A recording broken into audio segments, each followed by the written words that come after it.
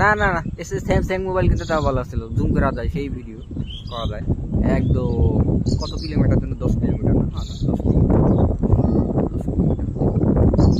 এই ধরলাম 1 কিলোমিটার থেকে দেখা যায় ক্লিয়ার। এখান থেকে গাড়ি কত কিলোমিটার হবে? 1 কিলোমিটার অর্ধেক, কি কও নাকি?